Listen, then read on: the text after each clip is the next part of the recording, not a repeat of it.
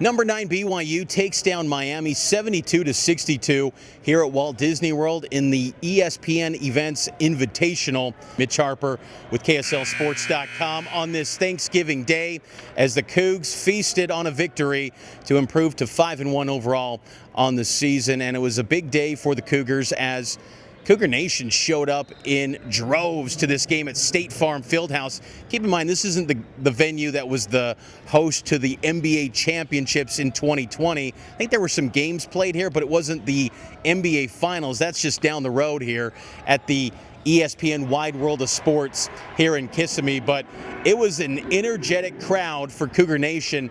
You would have never thought that BYU was not the team that was not from the state of Florida and Miami. The local team, just 4 hours away down south, they had really no presence compared to BYU.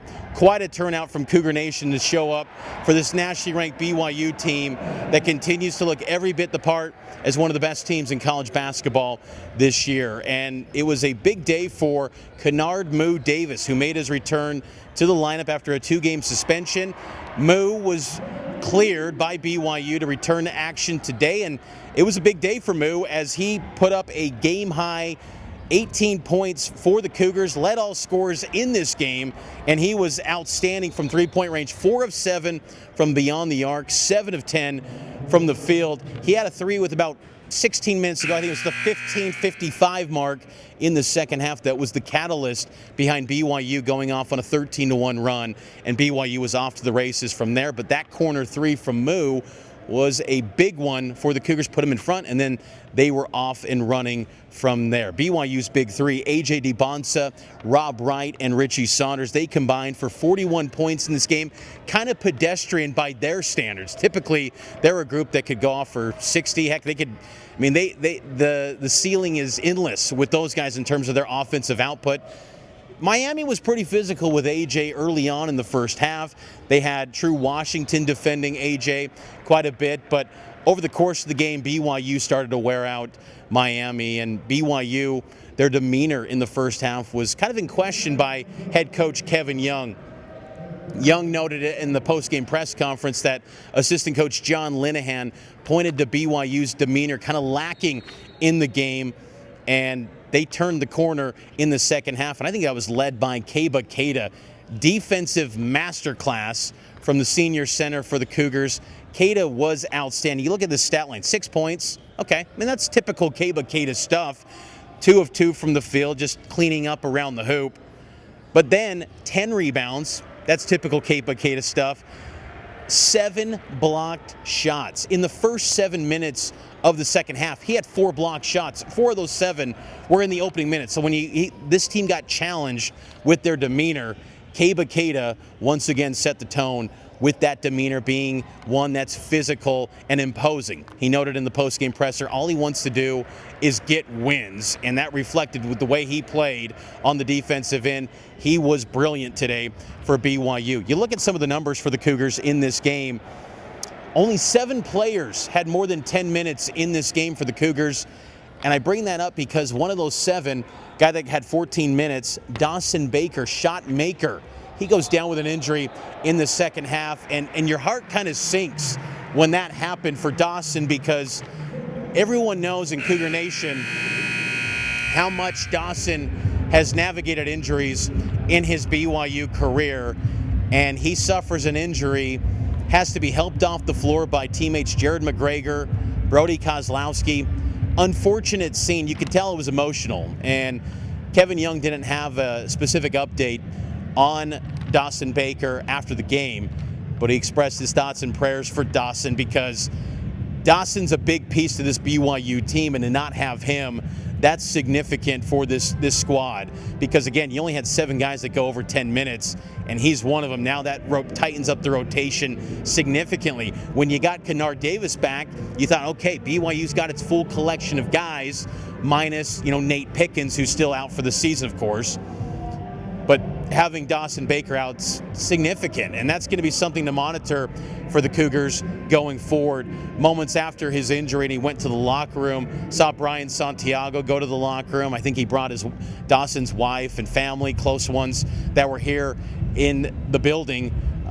tough scene. So we'll see what happens there long term for Dawson Baker, but an unfortunate situation to see him go down with an injury, because once again, all the injuries that he's navigated in his BYU career, you wanted to see him be able to go through this season, an excellent BYU team with a clean bill of health, because he's a guy that can get a bucket, and that goes out the door as he went down with an injury today in that win over Miami.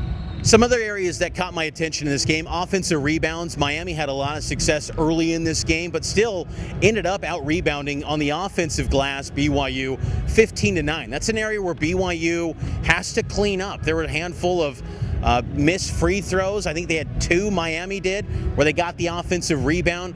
Can't have that. BYU's got to do a better job of cleaning up on the defensive glass for the Cougars. BYU did out-rebound Miami on the defensive rebounds 33-24, but limit those second chance opportunities. I thought BYU did a nice job in the second half in particular of limiting Miami's ability to get to the rim. You know, coming into this game, I think Miami was 309th nationally in three-point field goal attempts per game. They didn't want to shoot the three. They shot a lot in the first half, which kind of caught me by surprise a little bit.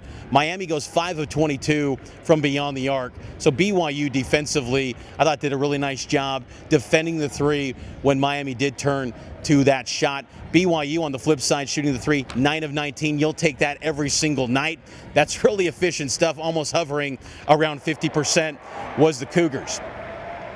I really like what Rob Wright did tonight. 17 points, 4 assists. You know, he had 11 assists in the game against Wisconsin. You'd like to see that assist number go up a little bit higher, but I thought Rob Wright continues to be just an excellent playmaker. And I thought the spacing, there were some plays where Wright found a wide open Richie Saunders. Saunders then makes the extra pass to Dominique Diamande, who had a big 3 in the first half. So there were some good minutes, I thought, from this BYU team, and I thought that they played well, exceptionally well, in that second half for this group to get that win over an ACC team from a Miami squad that I think is going to be much improved this year under Jay Lucas, first-year head coach for the Hurricanes. And speaking of Jay Lucas, his father, John Lucas II, saw him floating around. He was sitting courtside at the game, but pre-game, he went and embraced A.J. DeBonsa. They had a moment. He was talking with Brian Santiago. So John Lucas II, a well-known guy in the world of basketball at large. That the Lucas family is one of the great family names in the sport of basketball. But Miami, I think, is going to be a win that holds up well for BYU this season. It wouldn't shock me if that ends up being a quality victory for the Cougars this season. I also like the contributions in the game from Hadim and Boop. Boop, I thought, continues to give quality minutes off the bench because Keita dealt with a little bit of foul trouble. First half, he goes out with 2 fouls, about 8:30 left in the first half. Boop steps in. I thought he did a really nice job for the Cougars. He had 6 total rebounds in the game and 17 minutes of action. So he's just an effort, relentless guy.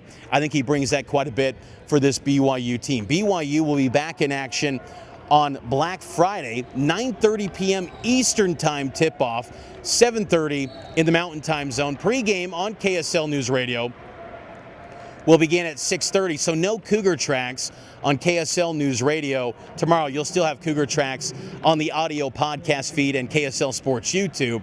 But the Cougs look to get a MTE championship, the first one in 2 years. Remember, they won that one in Vegas a couple years back in the final season under Mark Pope. But Kevin Young's squad looking for their first MTE title. They'll face the winner of Georgetown or Dayton here in this game. But again, the crowd snapshot, it's going to be feeling like a BYU home game when the Cougs tip it off here tomorrow night in Kissimmee, Florida, for a chance to win the ESPN Events Invitational. And then we see how far this team can continue to go with this non-conference schedule that was pretty loaded up by Kevin Young and his staff. That's going to do it for this post-game reaction here from Florida. As again, the Cougs get it done, 72-62 over the Miami Hurricanes. They're now 5-1 on the season. Full post-game reaction on KSLSports.com.